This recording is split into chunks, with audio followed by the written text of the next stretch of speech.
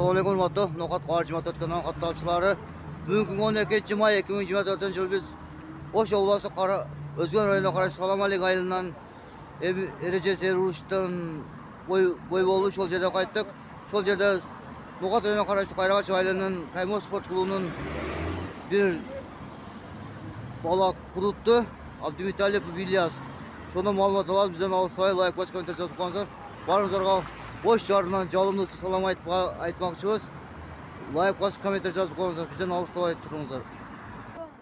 Qayrag'achelim yana shu turnirda O'zgan shahrining Selek ayilidan 36 kilogramlik salmoqda sopenlikdan nutib quraldim.